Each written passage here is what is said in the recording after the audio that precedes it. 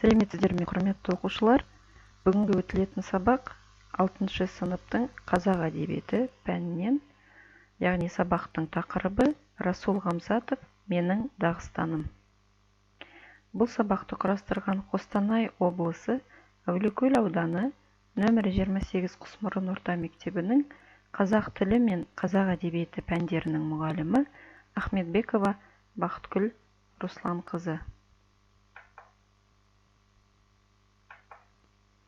Осы сабақта қарастыратын оқу мақсаты ол шығармадағы кейіпкерлер қарым-қатынасын отбасылық құндылық тұрғысынан талдап, әдеби эссе жазу. Яғни осы оқу мақсатына сәйкес мынадай бағалау критерийлері анықталды. Кейіпкерлер қарым-қатынасын анықтайды, отбасылық құндылық тұрғысынан талдайды, әдеби эссе жазады. Енді сабаққа кіріспес бұрын мен сіздерге мынандай жалпылама сұрақ қояйын. Сіздің ойыңызша қарым-қатынас қандай болу керек? Тақырыпқа кіріспе ретінде осы сұраққа жауап беріп ойлануларыңызға болады. Ал енді негізгі тақырып төңірегінде мынадай сұрақтарға жауап берсеңіздер. Менің Дағыстаным шығармасы бойынша суретші мен анасының қарым-қатынасы қандай? Анасының баласын қабылдамауы тым қатыгездік емес пе? Туған жеріне қайтуға қаймығатын суретшіні түсінуге бола ма?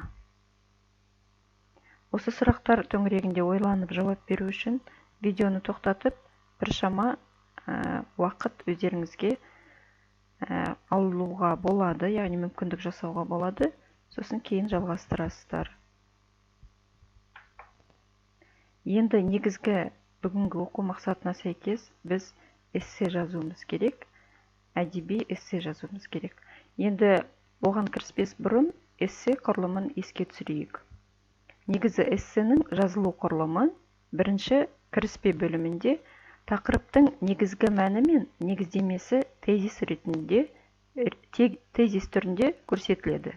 Яғни осыны ескерулеріңіз керек. Одан кейін негізгі бөлімде, яғни тақырыпты дамыту, тақырыпқа сәйкес бар біліміңізбен, яғни теория болады ма, фактілер, идея, ақпараттар, яғни өзіңіздің сұрақтарыңыз қоятын, соларды қолданып, яғни дәлелдейсіз, яғни аргумент келтіресіз. Үшінші бұл қорытынды. Қорытындыда жалпылау мен аргументтеріңіздің логикалық қорытындысы, яғни 90 ауыз сөздің тобықтай түйіні жазылу керек. Енді әдеби эссенің басқа эсселерден қандай айырмашылығы бар деген сұрақ туындауы мүмкін сіздерде. Енді осы сұраққа жауап берсек. Әдеби эссе шын мәнінде басқа эссе түрлеріне ұқсамайды. Біріншіден, ол әдеби шығармаларға негізделген. Екіншіден, автордың айтқысы келген идеяларын болжап түсінуге негізделген. Яғни, түсіндірмені қажет ететін пікірталас немесе жұмбақты табуды қажет етеді. Ол үшін тәжірибе керек. Таңдаған шығармаңызға басқа көзбен қарасаңыз, ерекше қолданылған әдеби жанрлар, күтпеген сюжеттер, оқиғалар, тіл ерекшеліктері толы болатынына көз жеткізесіз. Енді сіздерге ұсынылып отқан әдеби эссенің тақырыбы мұқият тыңдап қарап шығуларыңызға болады бірнеше рет. Ол былай болып келеді. Ардақты ана тілім мені бала сияқты қолымнан жетелеп, ауылымнан алып шығып, адамзат әлеміне әкеліп қосты.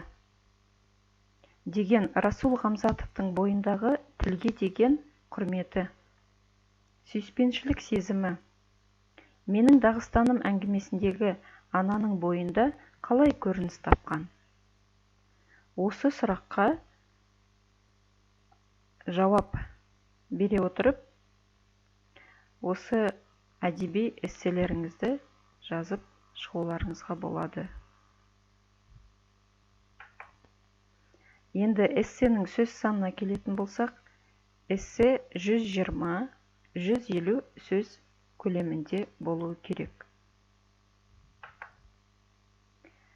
Осы айтылған жұмыстарды орындағаннан кейін рефлексияны, жалпы осы орындалған тапсырма, осы өтілген сабақ бойынша рефлексияны білемін, білдім, білгім келеді әдісі бойынша мұғаліміңізге WhatsApp арқылы немесе электрондық поштасы арқылы жіберуіңізге болады.